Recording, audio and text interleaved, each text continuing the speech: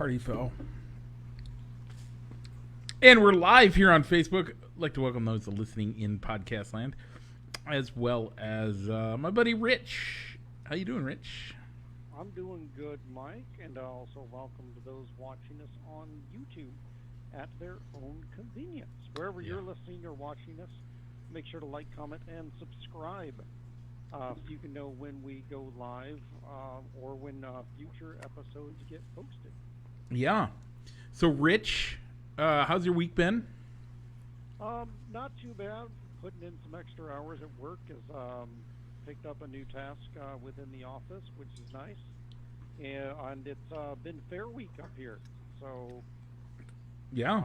So Locust Street's kind of busy this time of year where we're at with being near the fairgrounds, but we have got a chance to hear the fireworks that they put on after the grandstand act is complete, as well as hear a little bit of the of who's performing if I step out onto the front porch. Haven't been really any acts that I've wanted to. You didn't want to see Flo Rida? Not really. I'm sorry, Flo Rida. Flo Rida and Nelly. Yeah. Were Wednesday night. I didn't really hear much of their stuff. They had Kid Rock going really loud on Tuesday night. Yeah, I saw some stuff with Kid Rock and some of the stuff he said, and people were upset about it. But that's not what we're here to talk about. No, it's been right. So, Mike, it's corn days. Sweet corn days, yeah. Sweet corn days this weekend up where you're at. Any plans to go to the sweet corn days? We're going to the parade tomorrow, and then we'll be. That's why we're doing the show tonight. And then after the parade, we'll get our free sweet corn, and probably eat food trucks for lunch. Nice. So. Yeah, they get like a half dozen or so food trucks. So does Sweet Corn Days bring in that tourist crowd that's living out by Spirit Lake, and the Ogoboji area? Now, or is it mainly people from the surrounding area that don't border the lakes? I think it's a little bit of both. It's mostly our town. But you get some tourists that come in and come visit, but we're the temporary residents.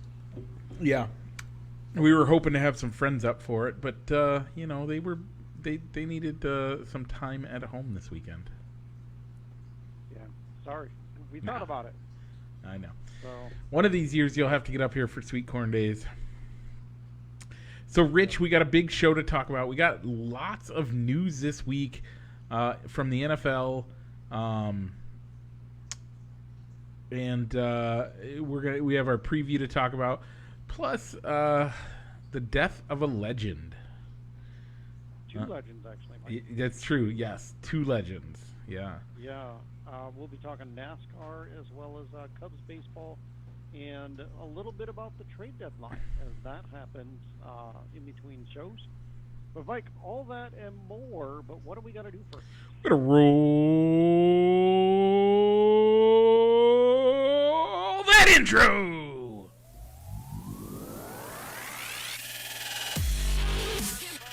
Broadcasting live from somewhere in Iowa, this is Balls and Sticks, the podcast, with your hosts, Mike and Rich.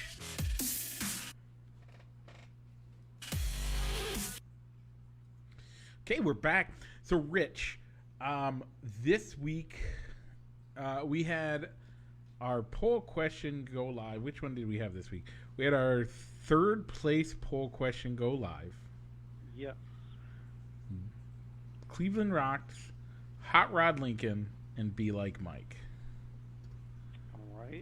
Mike, while you're getting the results up, if you don't already have them up already, I went with Cleveland Rocks. I've been at Jacobs Field, or Progressive Field of what they're calling it now. Got to hear Cleveland Rocks, and I also really like the Drew Carey show.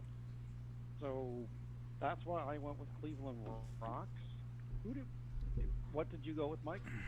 Well, I went with something, but I think I'm gonna change my vote. Okay. Yep, I changed my vote. Now we have a winner. Sure. Okay. I originally voted for Be Like Mike because All right. I've talked about the whole time that as a kid, everybody wanted to be like me. I didn't get it, but sure. But no, honestly, Drew Carey show gets me going for that Cleveland Rock. So let's go Drew Carey show. How many votes did we get this week, Mike? 7 votes. 7. Okay. And what was the What was the vote distribution? The real distribution or the after I changed my vote? Let's go with before you changed your vote, because I got a feeling that you broke a tie, which is why you changed. 3 for Cleveland Rocks. All right. 1 for Hot Rod Lincoln. Got it. 3 for Be Like Mike. All right. Very well. So that's third place. So, Mike, I'll get this poll up later on, probably sometime tomorrow. First place, Go Cubs Go versus Take Me Out to the Ball Game. Yeah. Watch for that to go live around noon. So, Mike, do you see what's coming up next? Is it a left turn? It is a left turn, Mike. And what's after that? It might be another left turn, as I believe we're heading into the NASCAR corner. Presented as always by Triple I Sports Cards Incorporated, Moline, Illinois. Check them out for all your sports memorabilia needs in person on 5th Avenue in Moline or on their eBay store. Once again, that is Triple I Sports Cards Incorporated. Rich, last week, how'd our guys do? And let's talk about the race. Yeah, so last week was the Verizon 200 at the Indianapolis Motor Speedway's road course layout. Yeah. Tyler Reddick was your winner. My pick of Chase Biscoe came in 23rd. Your pick of Chase Elliott came in 16th. Yep. Both were kind of involved in a wreck that happened within the last 10 laps, was it? If I remember correctly? Yeah, it was within the last 5 laps, I thought. Okay. It was on a restart Yep. going into that first turn after the restart zone. Both cars kind of got collected, and Chase Elliott was able to come between overtime and the restarts. He came out higher than Chase Biscoe. Yep. So, scary part of the race. Did you get to watch any of the race? Yeah, I believe we watched. I watched the last stage of the race. Yeah, I watched a lot of the race. Scary thing happened. Apparently, Kyle Larson, out of pure error, from what we understand, wrecked his car. And, yeah. Collected a driver in the process. Very violently collected another driver in the process. Yeah. So they did clear everything, that there was nothing mechanical that caused it, and it was revealed later on after the fact that it was driver error. Yeah. As he took the corner way too fast, and that caused him to lose control. Yeah, he started sliding out, jumped the rumble strips right into the passenger side door on, who was it? Is it Ty Dillon? It might have been.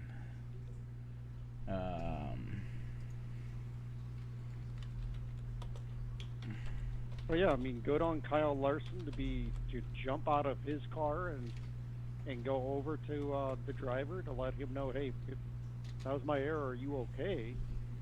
Yeah, you're right, Ty Dillon. Okay, instead of having the initial reaction of what happened. Yeah, what happened, or it was bad. A wreck like that, as bad as that was, Could have been much worse. Thank the good Lord for the engineers and the better safety cars that we have. But,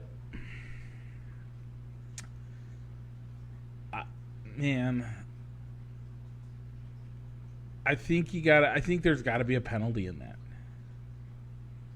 Like, this wasn't just slight error. This was, he was going full force into that corner and just torpedoed into a guy. Do you think an accident like that could lead to them to go back to the oval layout at the Brickyard? No. I think I read somewhere where they were 20% up on ratings this year for that race. Well, that's what happens when you put the race on the main network and don't hide it on your cable network, though. Yeah, but even still, it's the road course draws people. I think it's a good road course. I think they did it well. It was a stupid driver. I think he should get penalized for it. But so one thing I kind of asked my wife as we were watching the race at the end of it is the win on the road course at Brickyard the same as winning the Brickyard 400 on the oval? No. There is so much history steeped in the Brickyard 400. This second race really was just a second race. But for NASCAR, it's not a second race, as they only come to the Brickyard once per year. Yeah. It isn't like Charlotte, where you run on the oval on one race, and then you race on the Roval, the road course layout that they made for Charlotte for the second race. Yeah. But it still doesn't have the history. The road course is... Honestly, I think the Daytona road course holds much more history, and they should go back to the Daytona road course instead of the Indy road course. Because the Daytona road course has years, since it's opened, they basically got a Le Mans race there early and have been doing the 24 hours of Daytona ever since. So you think instead of having two races on the Daytona starting and ending the regular season on the Daytona Oval, one of those, the second race, should be on the road course layout? Yeah. That road course is much more historic than any other road course. Oval road course in American rovals, as they call them. It just is. They actually, it's something that they had before NASCAR decided they needed more road courses. And what the Cup Series has only raced on it once? Yep. And that was the pandemic year where they were scrambling to figure out, all right, how are we going to safely put together a schedule now that we've had to take a break? Okay, so this week fair. We are going to the Firekeepers Casino 400 at Michigan. Rich, I am going to take Kevin Harvick. Kevin Harvick's a great pick, Mike, because he does really well at the Michigan Speedway, and he needs a victory because he's below the cut line right now. Yep. Far down the cut line. I'm going to go with the guy that also doesn't have a win this year, but he's at least above the cut line on points, and I'm going to go with Martin Truex Jr. I like that pick. Been strong most of the year, just hasn't been able to finish out. So I like that pick. Thank you. Okay, let's keep making left turns as we head out of the NASCAR corner. Presented as always by Triple I Sports Cards Incorporated, Moline, Illinois. Check them out at their eBay store or in person on 5th Avenue, Moline. Once again, that's Triple I Sports Cards Incorporated. Okay, Rich, this week the Cubs went 1-6 show to show.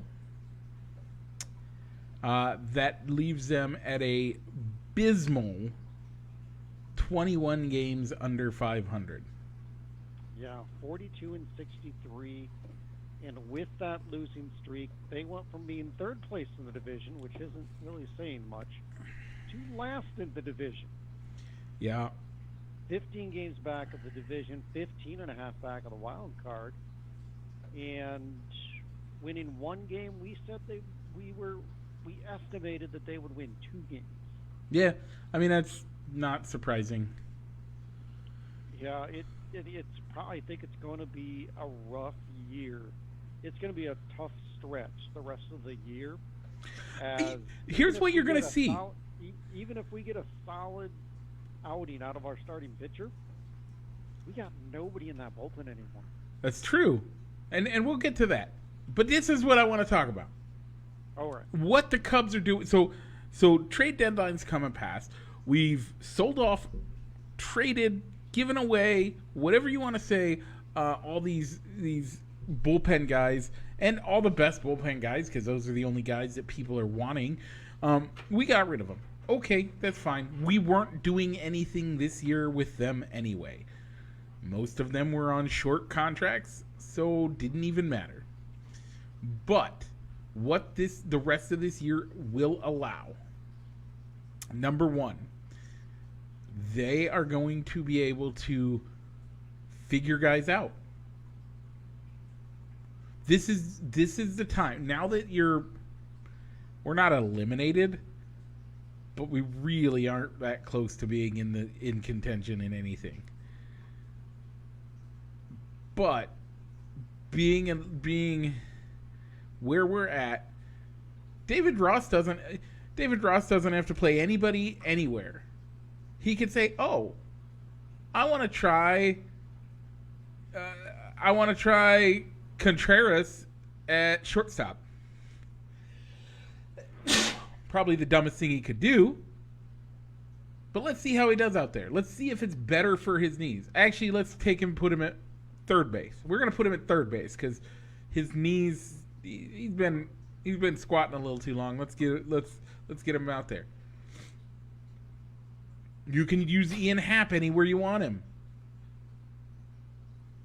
By the way, I also 100% buy in that Hayward should be in the lineup every single day, either earning his stupid contract or being booed because of his stupid contract. Either way, I don't care. You know, I was thinking the same thing. Let the fans boo him.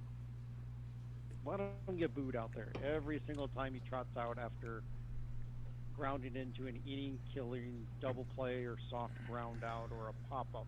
Yeah. Or a routine pop-out. I don't care anymore. Let him be out there. Get him out there every day. Get our money's worth. Because right now, sitting on the bench, he's getting paid, I think it's $25 million this year, isn't it? Something like that? Mm-hmm. To play or to play with his switch in the dugout. To play Candy Crush on his phone. I don't know, whatever he's doing. He's not getting paid. He's not getting that bat. He's not getting paid to play baseball at all. Get him out there every day. Yeah, if you got a guy that you want to try out in right field, put him in center. You got a guy that you want in right and center, put him in left. You got 3 outfielders you want to be out there? Okay, put him in shortstop. Make him run around out there. I don't care. He owes us at bats, and he owes us gold gloves. And sitting in the dugout, he's getting none of it. I'm sick of it. Put him out there every day. We're not winning. What's it matter if he's out there? The next step. Go ahead. We have a lot of great prospects. There's some of our guys we can send down for a week or two in Iowa. And actually some of our starters deserve to be down in Iowa anyway. Tell me I'm wrong. They're not playing great. Send them down. Wilson Contreras is the only guy really hitting well in the last 7 games. Only guy that's hit well these last 7 games. But the rest of the way, Mike, it's about evaluating the talent that you have on the big league roster. You're evaluating the talent on the big league roster, and you get to evaluate the guys that are getting ready to be on the big league roster. Because we've already seen enough out of some of these guys already. Most of the guys that are on the big league roster have been on the big league roster since day 1 this season. We didn't trade anybody. So why wouldn't we take and use the time to see what our prospects look like? By the way, you get those guys to play 2 or 3 games and look hot. What's that do for you in the off season?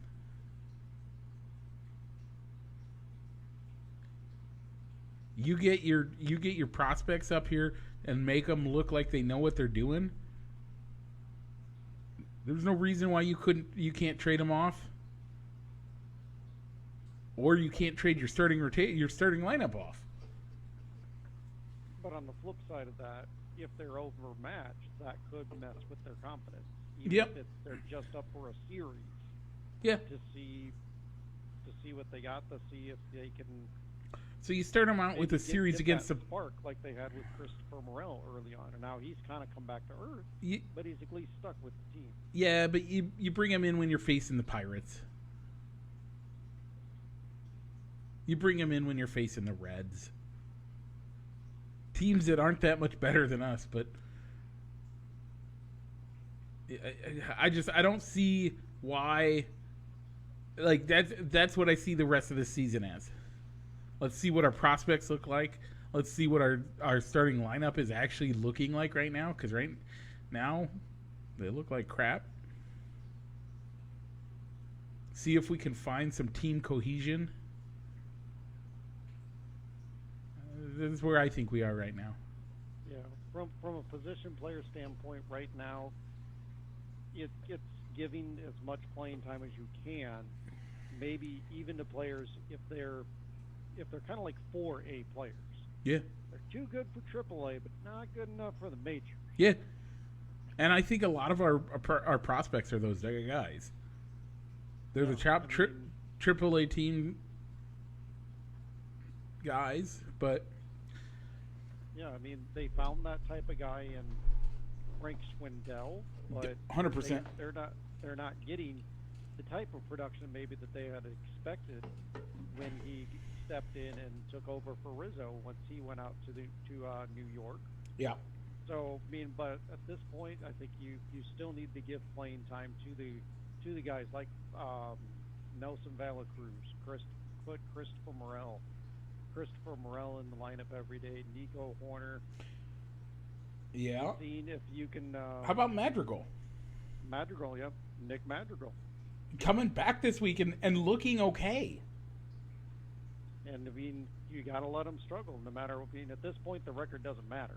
Nope. So whether they're struggling, whether they're hot, put them in the lineup. But at the same time, worry maybe and see what you get from the guy we got back from the Dodgers in the Chris Martin trade, the only really major leaguer that we got back from our reliever trades.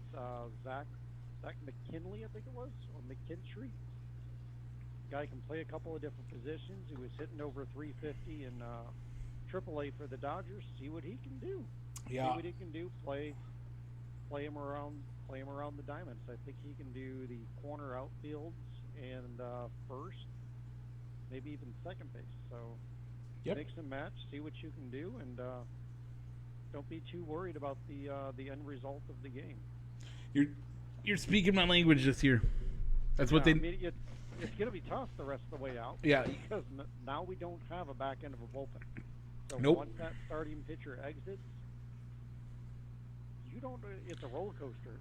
We were able to beat the Marlins, but that's because it's the Marlins. And I think the Marlins are a better team this year. They're still the Marlins. So, okay, let's talk. So before we get to the trade deadline, Mike. Yep. 2 against the Marlins, 3 against the Nats, who are also another team that kind of got decimated torn down at the trade deadline. And then we got the Field of Dreams game on Thursday, Mike, with the Reds. I don't get to be at the Field of Dreams game, Rich. Your number didn't get called this year? I haven't gotten it yet. Then again, it was the day before that my number got called last year, so. Yeah. If it gets called, you coming? I will take it. I'll have a more. I will actually talk to my wife before I make the decision of yes or no. If I have permission to buy the tickets either way. Yep. So the tickets will be. If I get called, the tickets will be bought.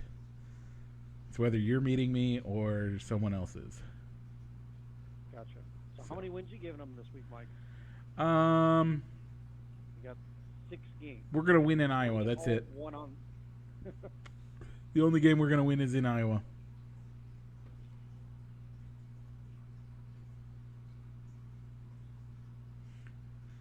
I'm going to give them 3 wins because the Nats pitching staff is just as bad as ours.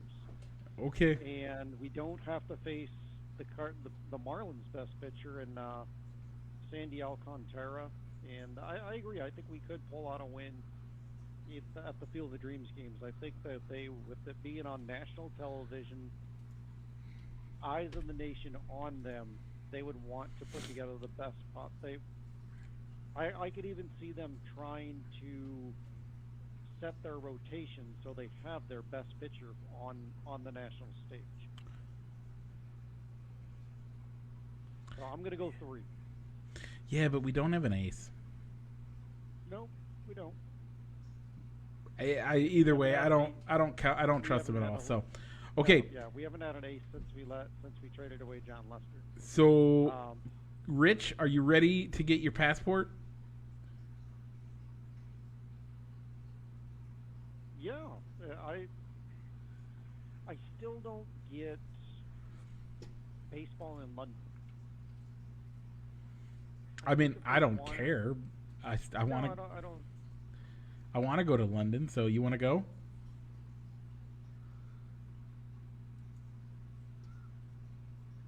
Sure. Why not? So the Cubs and the Cardinals will be in London in 2023. They were supposed to go. You know, if I get tickets, I'm holding you to that, right? It's recorded. We're doing a show from London.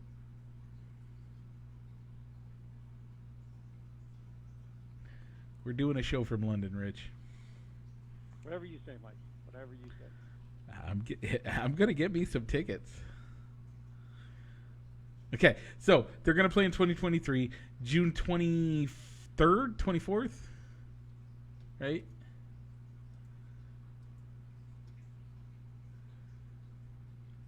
Yep. June 24th, 25th. Sorry. 24th, 25th, Wembley Stadium. Yeah. With a baseball layout. Yeah. I don't get major leagues. I don't get major leagues. Try and go into Europe. Nope. Using London, England. Do Japan. Do Mexico. Do Cuba. Do Dominican. Do Honduras. Korea would be great. Heck, and even China. Yeah, and those all make sense. Taiwan, China, Taiwan, Japan, Korea. They already have baseball stadiums ready. Rather, you're not trying to retrofit a soccer pitch to fit a baseball diamond onto it. You could do a cricket pitch. Yeah. But it's the same thing as a soccer pitch, so yeah, I don't get it. I don't think it's a good idea. I think it's going to be people like you and me going to London because we want to go to London, but we also want to watch a Cubs game. Yeah, and I don't know if the Cubs Cardinals. I mean, I can understand when they put the Yankees Red Sox over there, because whether the Yankees are playing good or whether they're just average, they get the national attention because everybody knows who the New York Yankees are. Yep. I don't know if Cubs are one of those teams, though. Cubs are one of those teams that have enough of a following. So are the Cardinals. Those two teams are teams that are nationally followed. So within the U.S. nationally followed, but as bad as being the teams are kind of average. The Cardinals are always in the hunt for the playoffs, but I think if you flew over to London, man on the street asking, "Hey, are you going to go to this Cubs game?" or "Who's your favorite Cubs player?" The players that are going to be named probably aren't guys that play for them anymore. Yeah. Yeah. So I don't know if they're banking on it being kind of like a destination game of people fly over to London and watch this game and go and watch Doctor Who stuff. Yeah. Or if it's trying to attract new fans or not. So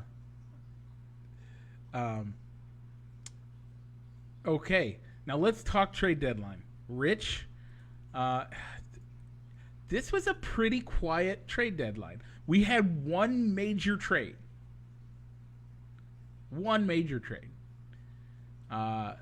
And I would argue the best player this year in baseball. Second best. I take it back. Second best player in baseball right now. All right. But yeah, I mean, this trade deadline, it was a lot of relievers. Yep. Bullpen arms from bottom feeders going to the playoff contending teams. So let's start with the Cubs deal. So they traded away Scott Efros, who was kind of like a 4A player, to the Yankees for a minor league pitching prospect from the Yankees. Chris Martin went to the Dodgers for Zach McKinley, a guy that was in their AAA system that's having a nice season. Yep. So he's on the major league roster. And then they traded away Mikael Givens and David Robinson to the Phillies and the Mets, respectively, and got back minor league players. Yep. I don't know who they are. I don't know where they ranked within the minor league rankings of those teams. But so I think it amounted to we traded away guys, veteran relievers that we signed on a one-year contract and got we got a scratch off ticket back in return. Yeah. See if the guy pans out or not. But it was still worth it. It was still worth it because that's why those guys were signed. Yep. If they performed well, we flipped them and traded them away to a contender. If they didn't, they were going to get released. How about the biggest thing to come out of it? We didn't trade Wilson Contreras or Ian Happ. Yeah, I wasn't expecting Happ to be traded since he's still under control for another year. But Wilson I was surprised about. But it seems like, from what I've heard about it, it seems like if maybe the front office had a package in mind that they would be willing to accept if they were going to trade him, and that deal never came through. They didn't get what they thought he was worth. Yeah, So I guess they're willing to accept a compensation draft pick if he doesn't re-sign, if he signs somewhere else, because he's going to get a qualifying offer. Oh yeah. Which he'll reject. Yeah. So let's get to the big deal. Juan Soto going to the Padres. The Padres, not only Juan Soto, didn't they get like a couple of guys at the deadline? The Nats. The Padres. Yeah, they also got Josh Bell in that deal with Soto. He was an All-Star this year. They traded away Eric Hosmer's contract to the Red Sox because he didn't want to accept a deal to go to Washington. Yep. And the Padres also got Josh Hader and Brandon Drury. Yeah, that team seems to be, man, they are attempting to make a full-fledged run for the playoffs this year. Oh yeah, definitely. Would you want to have to face a lineup potentially 1-5, which is going to have Tatis, Soto, Manny Machado, and Josh Bell? No. 1-5. 1-5, no. Like, starting the game. That is as near to a murderer's row as we've seen in years. I would argue since the early aughts Yankees, we have not seen a murderer's row like that. They're going to be a tough out. So, in the odd event that they get matched up with the Dodgers after getting out of the wild card round, yep, they lose. Is it still a successful year if they don't make it to the championship series to maybe lose or play the Dodgers? Or is this World Series or bust? Is this a World Series or bust team? The hard part is because you still got to go through the Dodgers. Yeah. And I think if they can at least, if they make it through the first two rounds, it's not a failure. And the Mets are coming back into form as well. Yeah. They picked up a good bullpen piece in Givens from us, and they get Jacob deGrom back from injury. So they're going to be a tough out. Yeah, it's going to be, man, it's going to be a rough year for teams that aren't spending money. And those teams that are spending money and making those huge trades, man, West Coast baseball is where it's at this year. Mm-hmm. Mm-hmm. It had always been East Coast baseball, but this year, that LA, San Diego 300 miles has some of the best players in like I would say the top 5 best players in baseball right now, at least. So yeah, I mean the National League side of the bracket could be really, really good. Yeah, it's when you could, in theory, have the second best team in baseball being your first wild card. Yeah, I think the Padres, even if they, it can't be wild card or bust for any of the teams in the NL because the National League is so good. So, okay, Rich. Anything else at the trade deadline before we get into our title topic of the evening? Not really. I guess. What do you think of the Royals Blue Jays trade? Whit Merrifield gets traded to the Royals, gets traded up to Toronto. Yep. You know he's not vaccinated, and he's getting traded to the team where you need to be vaccinated to be able to play in home games. Was it a risk, or do you think that there was already some talk between the team and the player saying, hey, we really want you on the team, we really think that you could be a good fit on this team, would you consider getting the vaccine before we pull the trigger on this trade?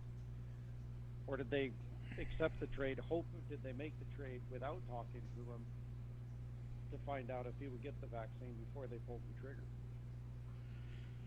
I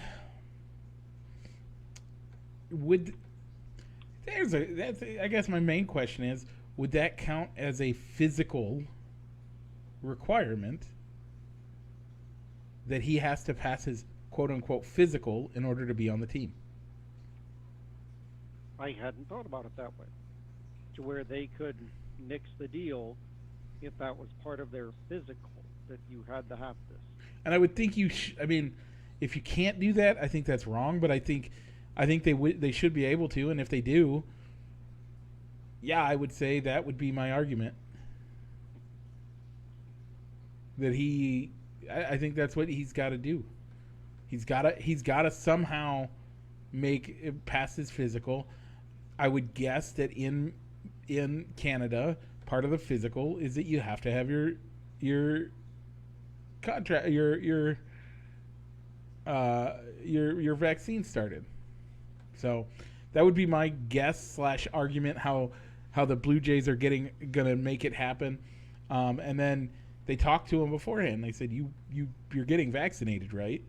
And if he says no, then they'll cancel the deal. I would guess that would be part of the physical on it, but who knows? All right, that's fair.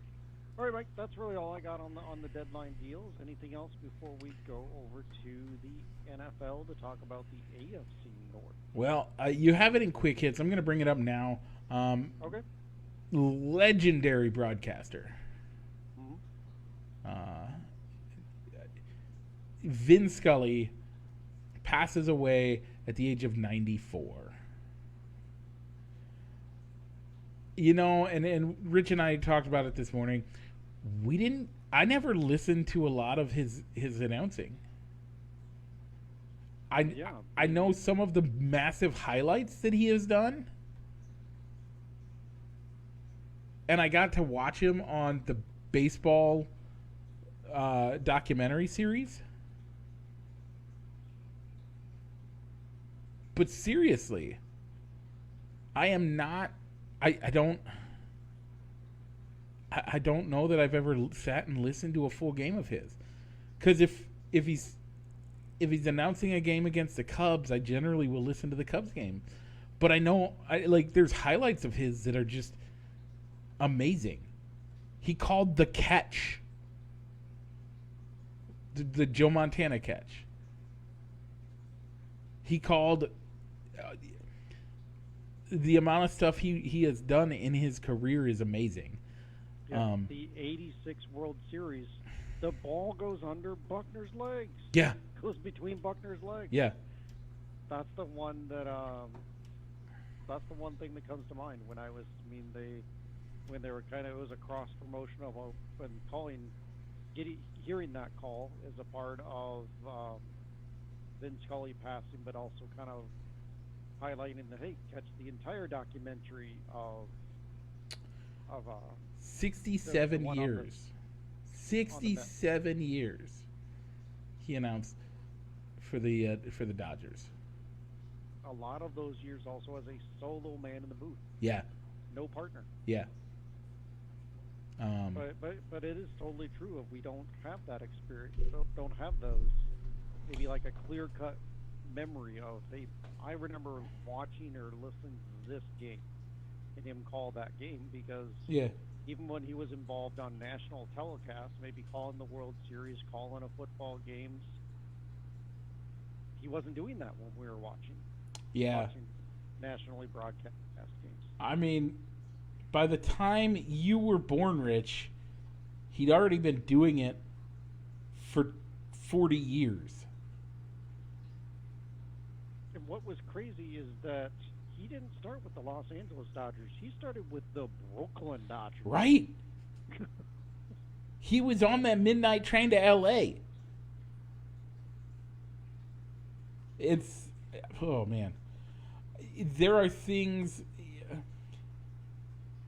But if you ever got to hear him speak outside of baseball, even and from listening to some of his games since he's passed, because I've sat down and listened to a game since he's passed. He loved telling stories, and he loved talking about that. I'm just a kid from, and I don't remember where he was born, but I'm just a kid. I thought he was in New York City, one of the boroughs in New York City. No, I don't think so.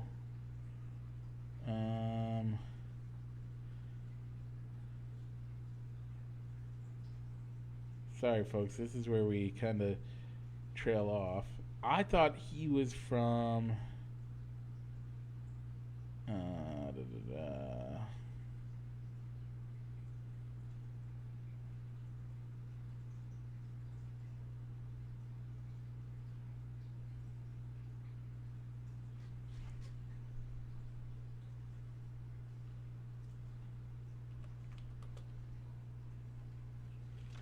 No, born in the Bronx, grew up in the Washington Heights section of Manhattan. Wow. I did not think I thought he. Okay, you were right. I totally was wrong. Man. Okay. Yep. Finn Scully. So, So yeah. the Cubs played tribute to him today by playing his recording of singing "Take Me Out to the Ball Game" on the jumbotron today, the first home game after his passing, and he's getting a shoulder patch. The Dodgers will be wearing a shoulder patch with a microphone with "Vin" scrolled over the top of it for the rest of the year. Yeah. So, our it's yeah. I will admit I cried a little bit when I heard he died, mostly at the fact when he they replayed one of his interviews on the Dan Patrick Show, and I was listening, and it was one of those things that was, man, it was so good. So, with that, let's close out the diamond and go to the gridiron. This week we found out the actual suspension for Deshaun Watson. 6 games, according to the judge that had been put in charge of it.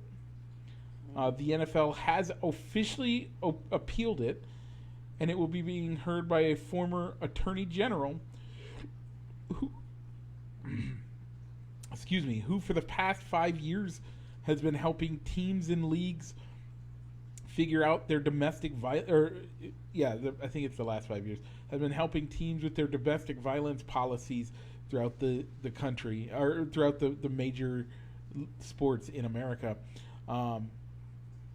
We'll see you have on here that the Players Association, plans to sue the NFL for filing the appeal. Yeah, that's what I had heard when I first saw it up. The NFL plans to file an appeal. The NFLPA was actually going to sue them now for going against their own policy.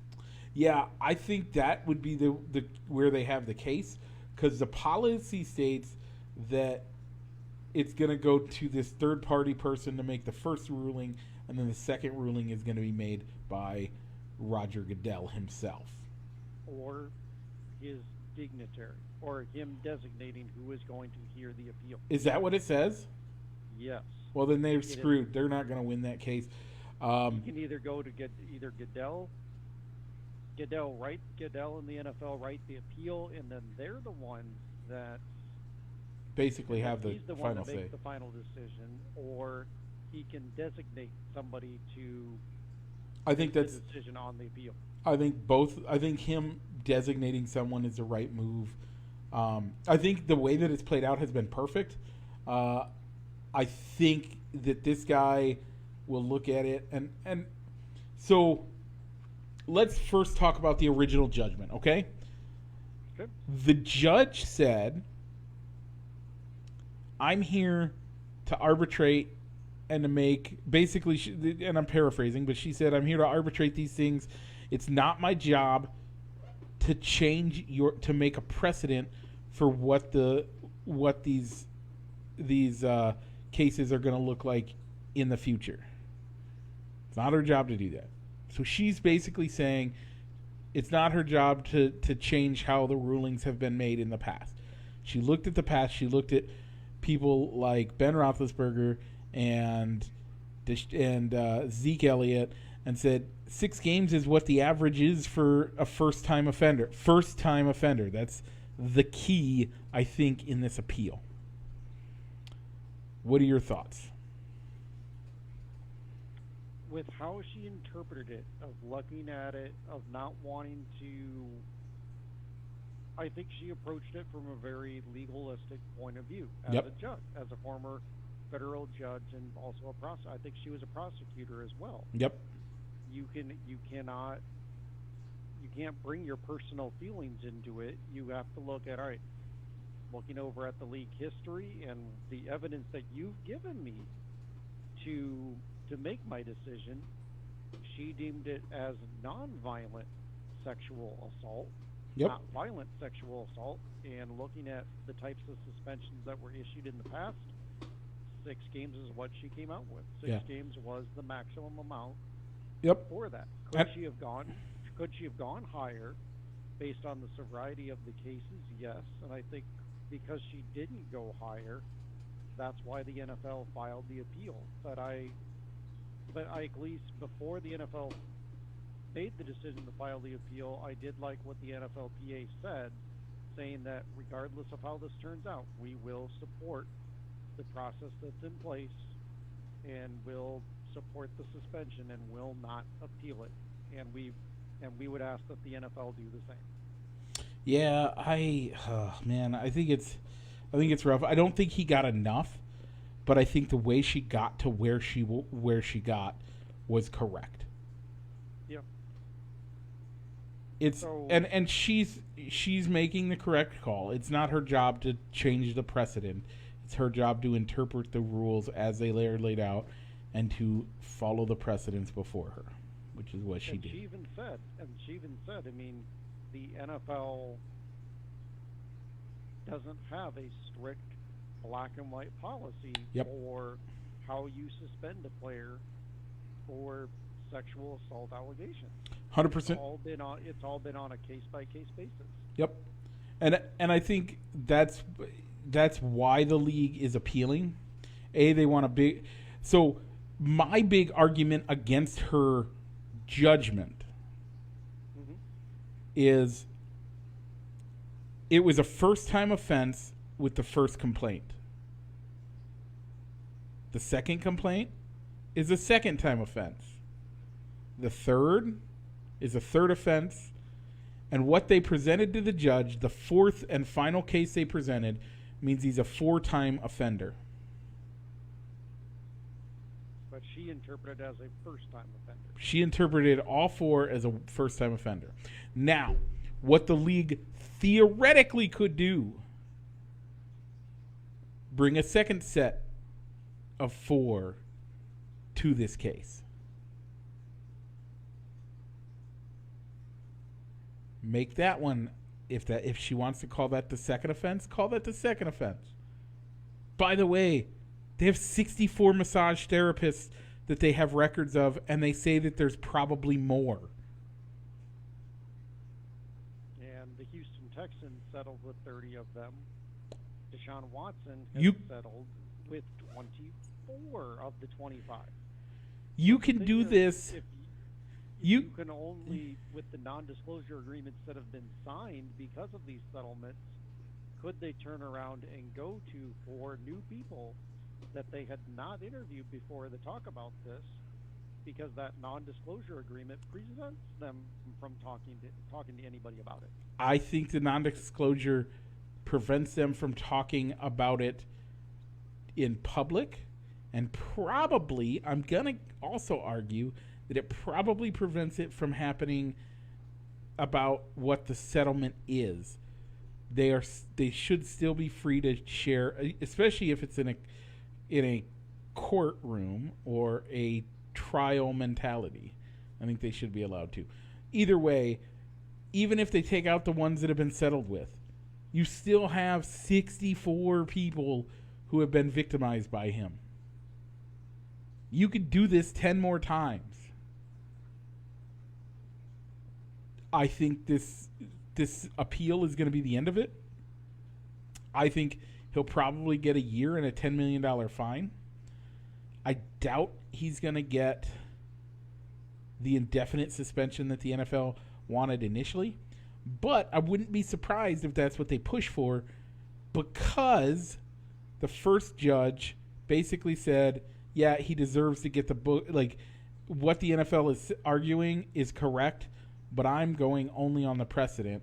Now, this second person has been asked to make a judgment on the case and make a punishment that fits the crime, not that fits the precedent. Is that the right way to go, though?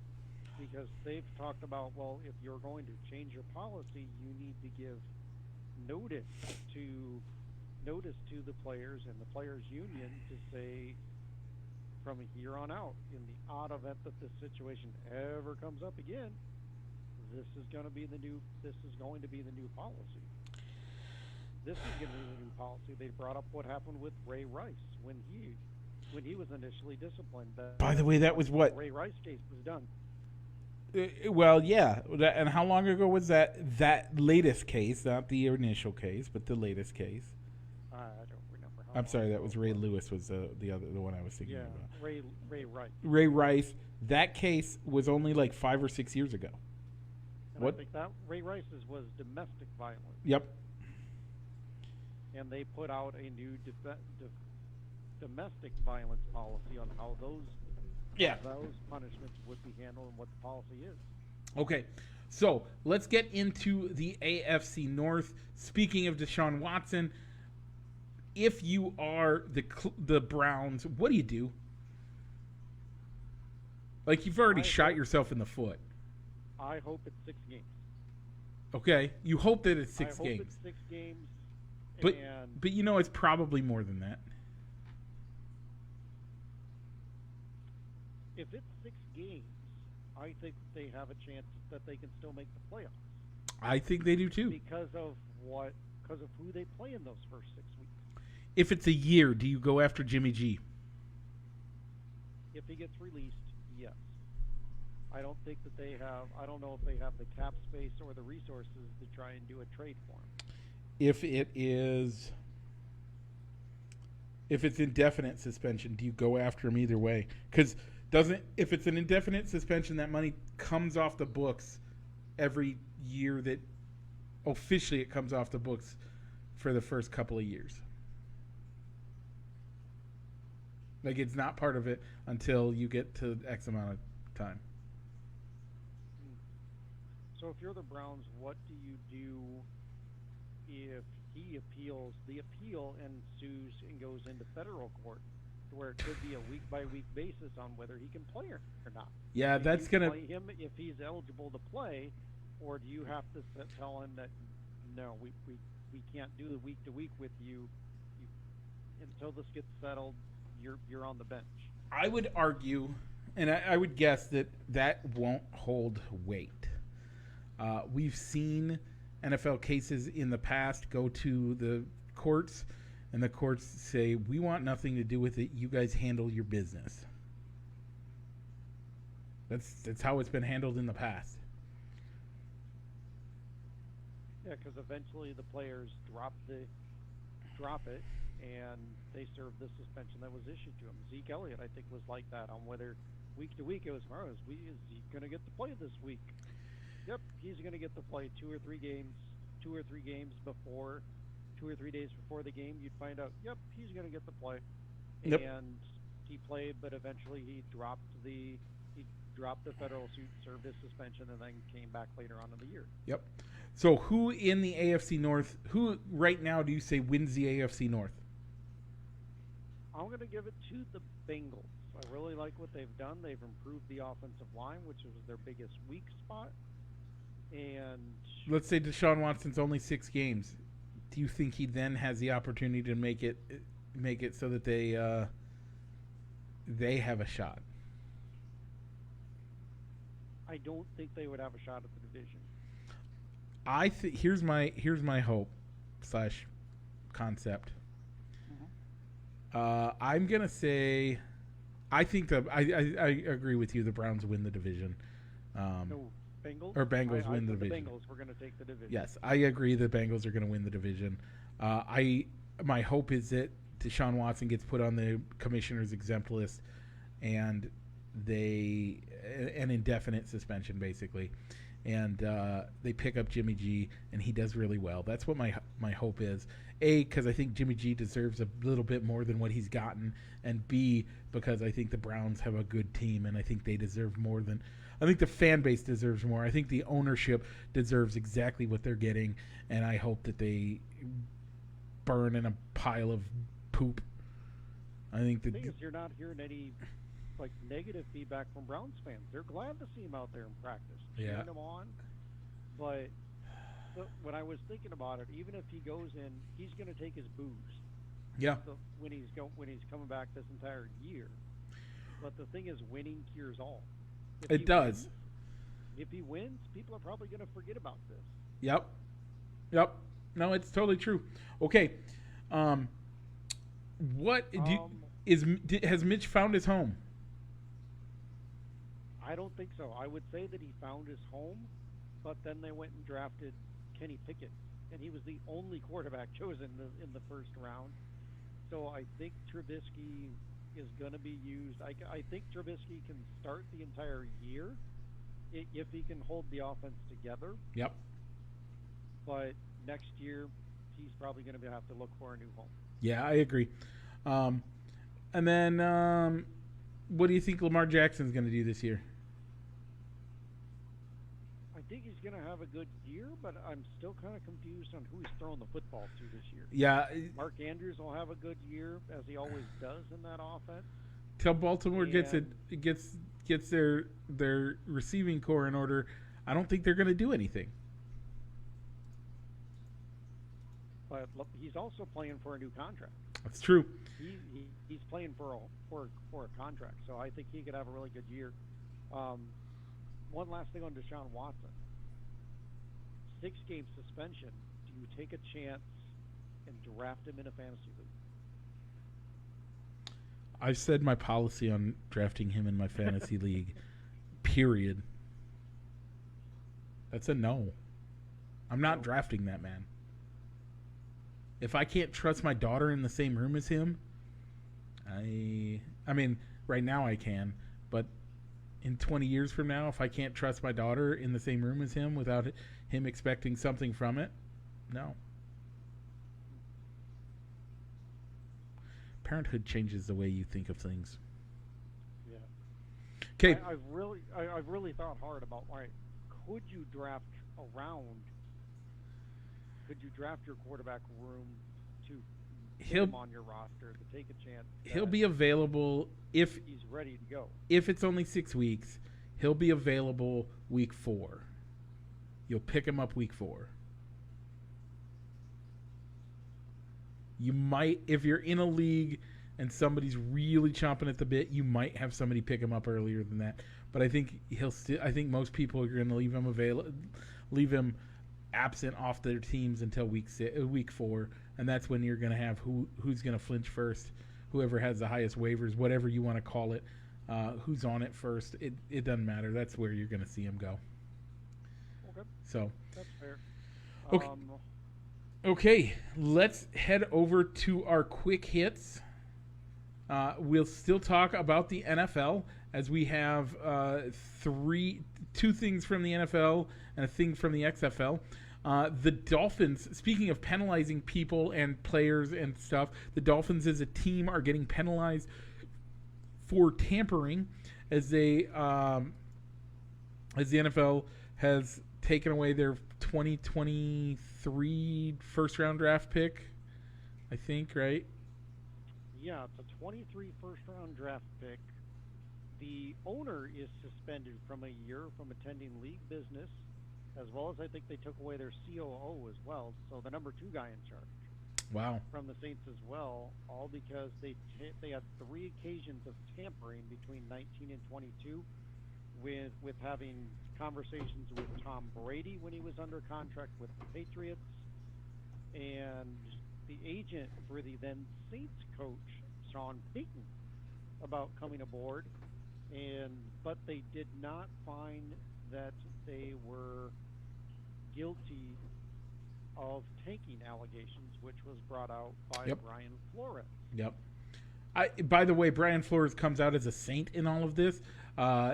In testimony, both of the owner and of Brian Flores himself, as soon as he found out what was going on, he's like, "Get me off this boat. I can't be a part of this."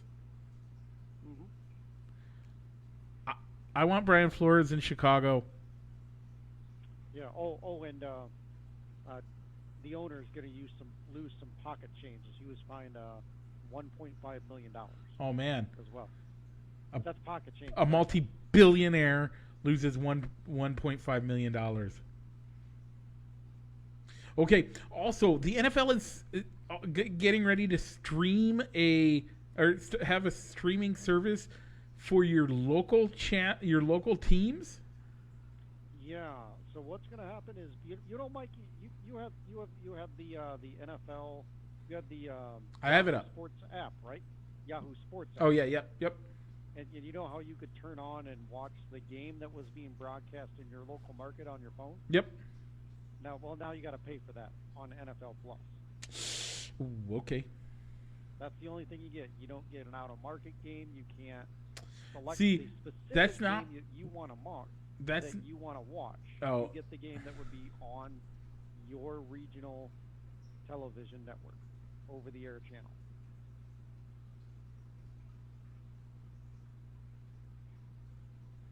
Huh. Okay. I think That's this what is. it is. I think this is them getting ready to have, basically selling the NFL Sunday Ticket as a streaming package. I think that's what it's going to turn into. Because they're still under contract. That's why they can't. Sunday Ticket is already a thing, and you can't get that yet, and you have to wait until blah blah blah. They have to wait until the rights are available, and then they're just going to turn it into a streaming service. That's what's going to happen, folks. Be okay with it. I hope that that's what it becomes, and I hope that we get that. I think it's next year or 2 years from now that Sunday Ticket is available to go back out on the market and no longer going to be exclusive to DirecTV. That's when it'll become what everybody wants it to become.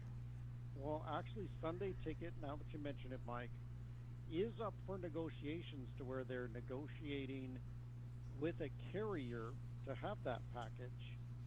And they are saying it is going to go to a streaming platform, but it won't be NFL Plus. Ooh. So you can see it either on maybe Amazon Prime getting it, or Apple TV, or Apple TV probably getting it. Don't be Apple TV. Please don't be Apple TV. I don't want to give Apple any of my money. I've never done it. Yeah. I'm not sure if that will be behind a paywall to where you have to pay an additional fee on top of being a subscriber to that streaming service, or if it'll be a general offering of something that you can watch on that streaming service. Yeah. And then let's skip over the XFL. We don't have to worry about that for a while. We did talk about Vin Scully dying, but last Sunday we lost a man who doesn't have enough fingers for all the rings he has. Bill Russell. And also an individual that maybe gets passed over and overlooked when talking about the all-time greats in the NBA. 100%. I think the problem is I saw Michael play. I've never got I know I could probably go on YouTube and find games of his or highlights of his, but I've never gotten to watch him play. So I still have Michael up there, but Bill, after this week and watching highlights, Bill makes a good argument for why he could be considered one of the greatest of all times. So, and then finally, Brittany Garner has been sentenced to 9 years for possession of cannabis oils in Russia. Suspected that it is actually that the sentence is more of a grab to attempt to get the U.S. back in bargaining talks with the U.S. to free some of their terrorist funding billionaires. Yeah, I mean, I think, by all means, the punishment doesn't fit the crime, whether it's an illegal substance in your country or not. Time out. Okay. You need to start looking at some of our laws before we start saying the crime. I mean, there are people that have been 25 to life on marijuana charges. That's a thing. Yep. I completely agree with that. Two, Brittany Garner, Russia is known for being harsher punishments in general, and they are very heavy on illegal drugs in Russia. They hate them. This is why their laws are set up the way they are, and that's part of the laws, is that they are extremely harsh. Now, I still think we go get them. And I don't mean just her. I mean anybody that's being held in Russia on certain suspicions. Especially, we have a former Marine who went there on a vacation and is being accused of being a spy.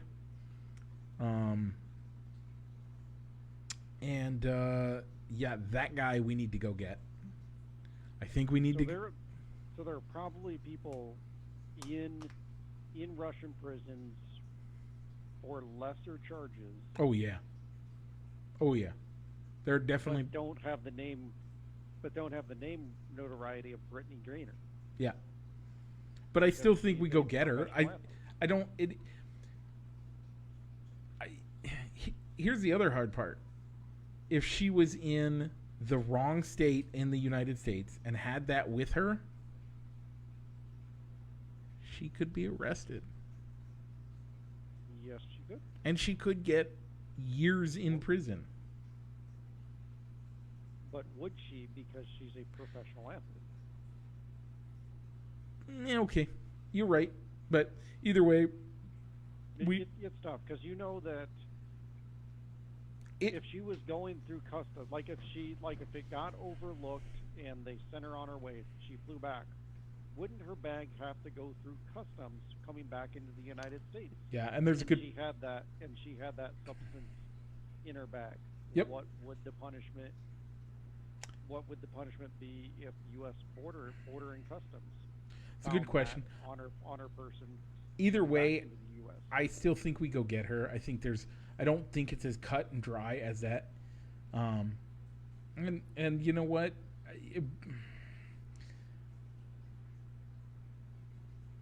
I don't care what she.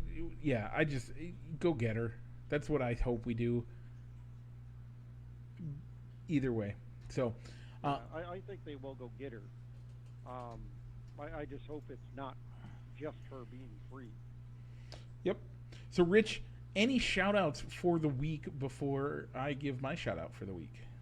I don't think I have a shout-out this week. I mean, you have one. It's just tied in with mine. Okay, go ahead. So, I would like to wish my lovely wife a happy Dirty 30. Danielle turned 30 this Sunday, and we're going to celebrate, have some fun, eat some corn, and man, she's amazing. Great mom, great wife. Lets me do this every week. Every week she lets me do this, so. Okay. Yeah, happy birthday, Danielle. Have a nice birthday weekend. Hopefully it's been a birthday week for her. But have fun this weekend, and we'll talk at everybody next week. But before we go, Mike, we always got to let the folks know where they can catch us. If you're watching us live and you want to take us on the road with you, well, where can you find us, Mike? Well, you can find us anywhere you find your podcasts. We're on all the major brands. Or if you're listening to us on those podcasts and you just want to watch us, but you don't want to watch us on YouTube, Rich, what should they do? If you don't want to watch us on YouTube, you can always check out our Facebook Live, our Facebook Live shows where you can interact with us. Shoot us a comment. You'll get a comment shout out at the end of the show before we sign off and roll the outro. If you don't like Facebook and would rather watch us on YouTube, look us up on YouTube as well. Okay. Do we have any comment shout-outs, Mike? We don't have any comment shout-outs. We don't have any reaction shout-outs. Thanks for joining us, folks. God bless and have a good weekend. Let's roll the outro.